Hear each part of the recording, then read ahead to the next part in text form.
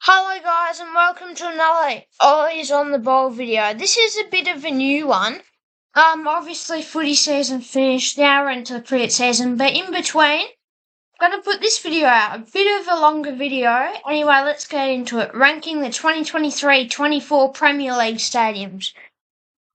20th. AFC Bournemouth, Vitality Stadium. Home to AFC Bournemouth, as I just stated. Holds about 11,000. Not the worst little ground. I think it is the smallest stadium in the maybe second smallest, aside from Kenilworth Road, but it's pretty small. They don't need heaps, but probably 30,000 would suit them better in the Premier League, as in the Premier League is probably one of the better leagues in soccer. It's got a couple of old stands at either end and then a couple of new on the sides. It's got red seats all around, AFCB on the seats on one of the sides, so it's not the worst design. Definitely not it's their stadium, but it's kind of obvious why I've put it there. It's too small and probably a bit old. Sheffield United, number 19. This is a tough list, Bramall Lane. The reason I put this so low is it's a bit bland. It's got all red seats again, and it's got SUFC to know who it is. But capacity 32,000, probably a teensy bit big for them, given they're only just been promoted to the Premier League. But it's not the worst stadium. It's not the worst. Definitely got a good design, pretty simple design. Seats are basically the same on all sides. I think it's got a second tier on one of the sides. But that's about it. As in, it's an okay stadium, and yeah, it's about average. Moving on to 18. Perth Moor, home to Burnley FC. Holds 21,000 people. This is a pretty decent stadium. It's on the newer side. It's got really nice seats. It's got Burnley written on the seats, and it's got the maroon and blue of Burnley, but they're not the only club in the Premier League that have maroon and blue, but still, it's a nice touch, and it lets you know who plays there. I reckon it's about the perfect size for Burnley, and it's pretty nice design. A couple of big stands, and then a couple of smaller stands on the one side. So two newer on the far side in the photo, and then the older ones on the close side. But yeah, I reckon it's a decent ground, and that's why I put it 18th. Number 17. The second smallest Premier League ground, I'm pretty sure. Yeah, second smallest by 200. Kenilworth Road, Luton Town. Now, this is a tiny ground, recently renovated, so they can play there. It's a very old ground, as you can see. It's got very old stands. Luton Town, obviously, dream run into the Premier League. A couple of years ago, well, like 10, they weren't even in professional. So that is crazy. 11,500. They are planning to build a new, 40,000 seat stadium, which in the Premier League, would look good. But for their sake, I hope they stay up this year and don't get relegated, especially if they're building that new stadium. Number 16, Selhurst Park with Crystal Palace. 25,000 people. It's got a big stand at the main end, I'm guessing for the home fans, and then smaller stands on the side. There's Palace Eagles, so lets you know who plays there. It's got red and blue seats, the colours of Crystal Palace. Then it's decent. It's obviously on the older side. But it's not too bad. It definitely suits them. It's all they need. They're obviously not the best team in the world, and they certainly won't be for a while, so it's definitely a good stadium. Next one, City Ground, 15th, Nottingham Forest, 30,000. This is a pretty nice stadium. 4 main stands on each side. It's not amazing architect, it's not world class, but it's all they need, as it is for most of the lower half of the Premier League. They just have these nice 20,000, 30,000 seat stadiums that fit them. Simple design, but it's good. It's all they need. Forest, So on the seats, red and white, obviously the colours of Nottingham Forest. Yeah, I can't really complain about too much here. It's a pretty nice ground all up. Next one, the Molyneux, Wolverhampton Wanderers. Capacity 32,000. Again, all the Wolves need. It's got the yellow and black, which are very distinctive colours, given not many teams wear it. Bayern Munich, but no other teams in the Premier League use it. I don't think any other team even uses the colour yellow in the Premier League. So, very distinctive, and it has Wolves and their logo, so it's quite a nice stadium. A couple of two-tiered stands. Again, a simple design, but it fits. Like, you can't really complain about it. It's a perfect stadium for them. Yeah. Moving on to 13. For Fulham, Craven Cottage. Fulham in London, it's probably a tiny bit too small, 25,700. For Fulham, it's on the River Thames. Yeah, it's probably a bit on the smaller side and on the older side. See, and I reckon a 35,000 new stadium would suit them well, but it's still okay.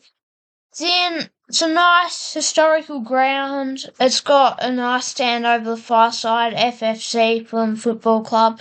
Yeah, so really, you can't say much to complain about it. Just a bit old, probably does need a bit of an upgrade sometime soon, but it's fine.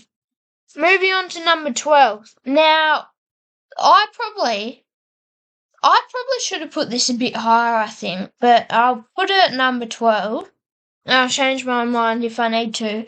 But I really like this stadium, actually. The Brighton are probably my second favourite Premier League club. They've got some great players like Matoma and a couple of others. They've got Dunk as well. Like, they've got a couple of nice players. Matoma's definitely my favourite player from, and they've got the stadium to match. Something that I thought of the other day, which is true, it's like in Australia, Accor Stadium, pretty much a mini version of that. And I think it suits Brighton very well. It's new, it's modern, it's perfect for them. I can't really say much else. I can't complain about it because it's the perfect stadium for them. And I think it's actually one of my more favourite stadiums. Moving on to number 11, Villa Park for Aston Villa. 4 stands, 2 tiers, each blue and maroon seating, 42,000. It's definitely basic stadium, but it's all they need, as in got Aston Villa, it's their stadium, and it's pretty good, I think. So you can't really go wrong with your club colours and a 4-sided stadium like this. As in, maybe the name needs a bit more work, but that's really all I can complain about because this stadium is pretty all-round and pretty nice. West Ham United, number 10. So this is the London Olympic Stadium. And this is the first one, but I'm going to say that it's a bit bland. One, all the seats are white. Yes, it has the West Ham ones, but I don't think they should be playing there. And also, it's circle. It's just not the best stadium to watch, and it's very bland. It has 60,000, which is probably even a bit too big for West Ham, nearly. And, yeah, I don't love it. It's definitely holds enough people, and the design's pretty nice, but for a soccer stadium or football stadium, it's not that good. Moving on to number 9, Chelsea, Stamford Bridge, 40,000. Now, I think they're planning to upgrade Stamford Bridge, because compared to the rest of the top 6 club stadium, it's a bit old and it only holds 40,000, and Chelsea are obviously one of the, not at the moment in the Premier League, but they're still one of the most famous clubs in the world and in England, so they probably do need a bigger stadium, like 60,000. It's not the worst design. It's got Chelsea, it's got blue seats. Can't say too much bad about it. 4-sided stadium again. A couple of large stands and a couple of small stands. Like, it's not that bad. I reckon it's not. Obviously, I put it there for a reason. Moving on to number 8. The Etihad Stadium for Man City.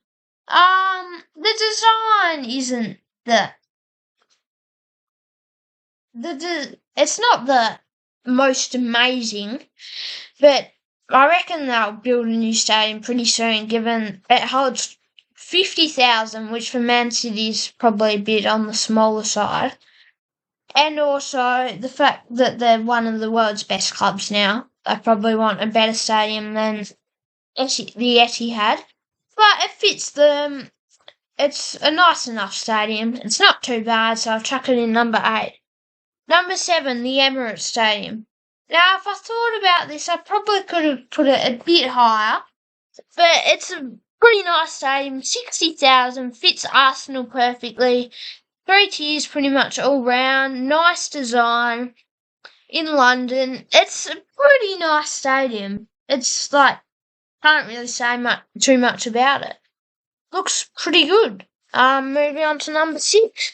St James's Park. I actually like St James's Park a lot. Newcastle, obviously, one of the upcoming teams in the Premier League with players like Bruno Guimaraes, Kieran Trippier. They've got a couple of good players and they've got a good stadium as well. I really actually, the lopsided design, I've looked this up, because on one side they didn't have enough room, but on the other they did, so that's why it holds 50,000. It's got like nearly 4 tiers on one side and then the 2 small stands. But I don't mind it actually. It's a pretty nice stadium and about the perfect size for Newcastle, really. Moving on to number 5th. I've put this in 5th because of the heritage. Goodison Park for Everton. They are planning on building a new stadium, but like, it's just a great stadium. I think it's got history, it's got all that. Obviously, Everton moved out of Anfield and built this stadium. And the Everton, Goodison Park, and Anfield are right near each other. That's why it's called the Merseyside Derby. But yeah, I reckon it's quite nice. And it suits them, 40,000, but it'll be a bit big if they get relegated, which is a possibility, unfortunately, for them. But moving on to the next stadium, Liverpool play at Anfield. This is one of the best stadiums in the league, hence why it's 4th. 61,000 people it holds, perfect for them, obviously, where Everton used to play, and then they formed the Liverpool Football Club after Everton moved out. But yeah, it's pretty good stadium. And obviously Liverpool, such a famous club, like You'll Never Walk Alone, such a famous song associated with Liverpool. It's perfect for them. Pretty good size. Can't say much about it. Old Trafford is the next one. 74,000. Perfect for Manchester United. Quite famous. Also next to Old Trafford, the cricket ground. So yeah, that's cool. Obviously 2 grounds right near each other. In Manchester. Not that far away from the Etihad. But Manchester United, obviously a very prestigious club and a great ground to go with it. Top 2. Number 2, Brentford. I don't want to be too biased, but this stadium is perfect for Brentford, and I really like the design, the red and white seats, outskirts of London, 17,500. It's perfect for Brentford. And I really love the design. I don't want to be too biased, but G-Tech Community Stadium, I love it. And I think it's amazing. Brentford, obviously only been there a couple of years. But yeah, I think it's amazing. Moving on to number 1. This one, everybody has to say it's number 1. The Tottenham Hotspur Stadium. Belonging to Tottenham Hotspur. 62,850. Tottenham obviously moved out of their old ground and built a new stadium on top of it, but they still doubled the capacity. And I think this is amazing. I think the reason they built it mainly was for London's NFL stadium when the NFL play there, but it's great for Tottenham. And they do play NFL there sometimes, but it's perfect. And Tottenham are definitely one of my more favourite Premier League clubs right now with Ange Postecoglou. They're on top of the table, well, as of recording.